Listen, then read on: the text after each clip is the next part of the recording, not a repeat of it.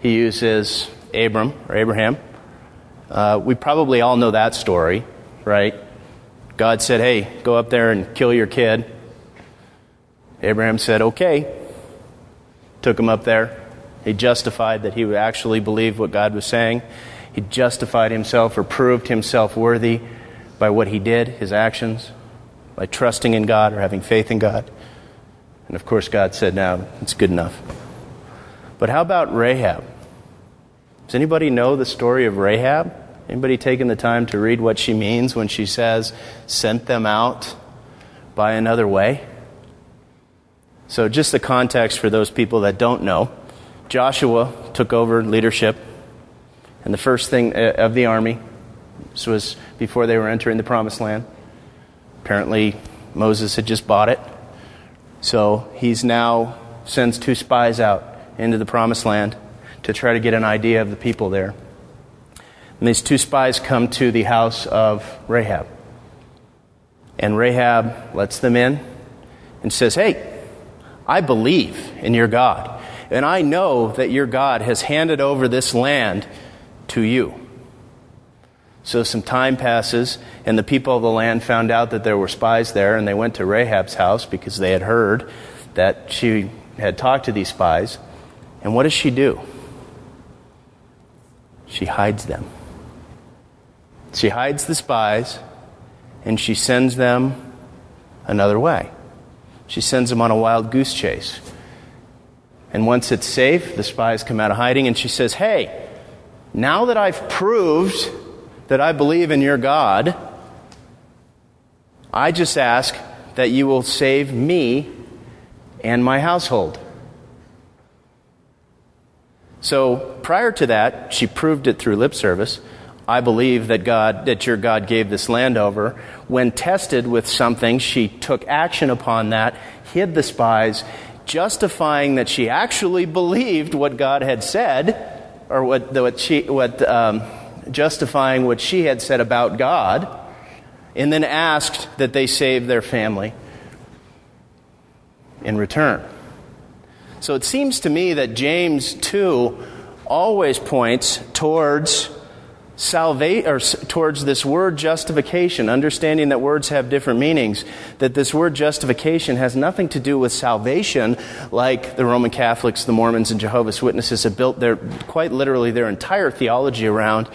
And the context, when read from start to finish, points towards proving one's faith through action.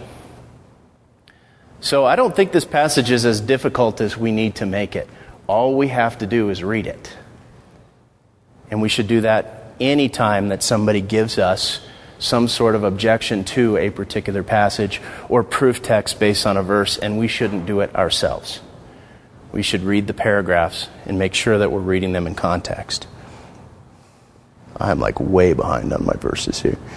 So let's talk about this one here, which is this accurate paraphrase, right?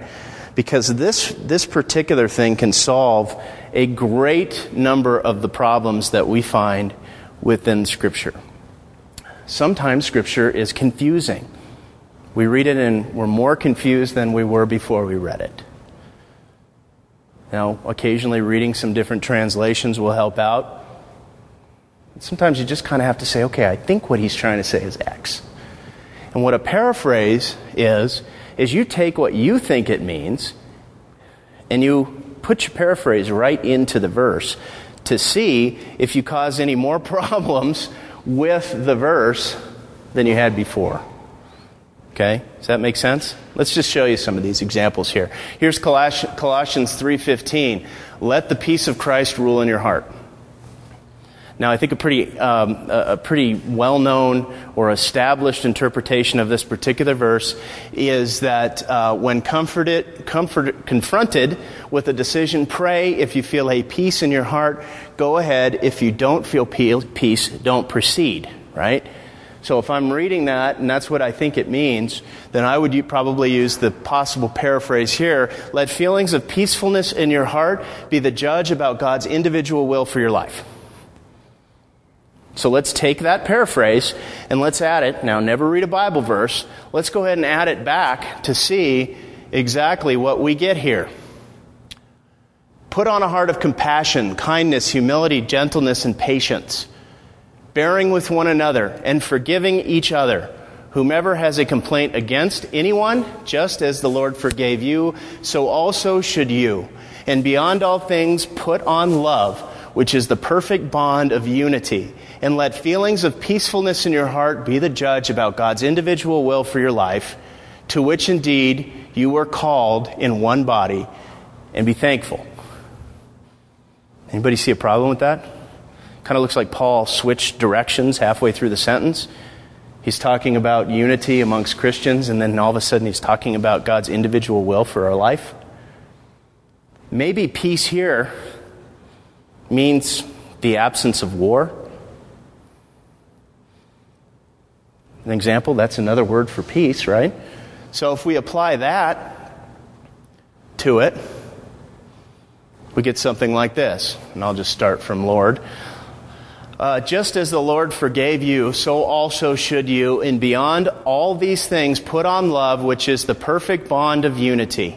And let harmony, not conflict, be the rule that guides you, to which indeed you were called in one body, and be thankful. Now, does that make more sense? I mean, does that seem to fit the context of the entire paragraph?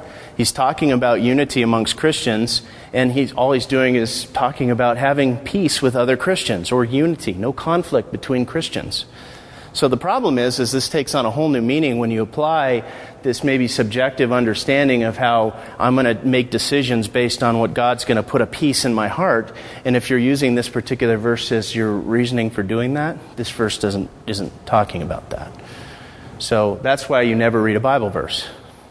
And that's how you can use the paraphrase to determine whether or not what you're saying is actually what the author tried to convey. Because I don't think this causes any problems to the passage at all. It seems to fit perfectly, doesn't it? How about this one? Now, Ryan talked about John 1 last week in regards to whether or not there should be God or a God in the verse. There's never been a translation outside of the Jehovah's Witness translation that puts a God in there. But technically it could be there.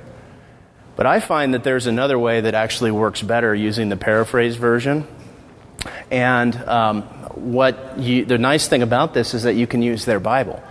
You don't have to bring out some other translation and then try to talk to them about textual criticism and get into the Greek or Hebrew. All you have to do is use their Bible and apply their paraphrase.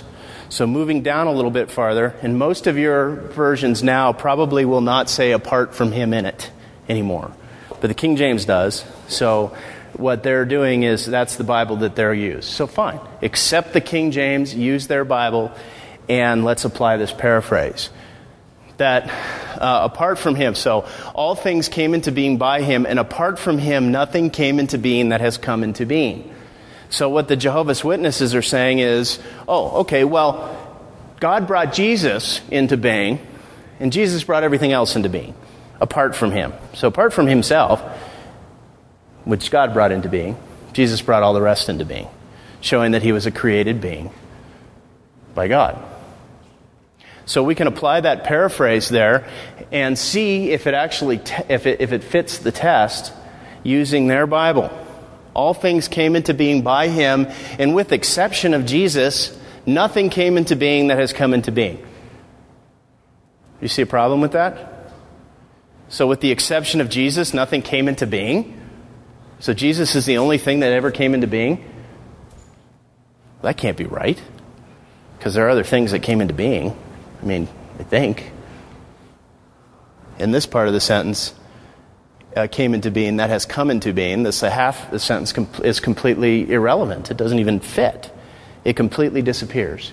So if apart from him means with the exception of Jesus, then we come up with this complete hodgepodge of Scripture. So maybe instead of it being apart from him, meaning with the exception of Jesus, maybe it's talking about Jesus' agency, Jesus' actions. Not Jesus in particular, but what he does. If we read that paraphrase into John what do we see? All things came into being by him, and apart from the actions of Jesus, nothing came into being that has come into being.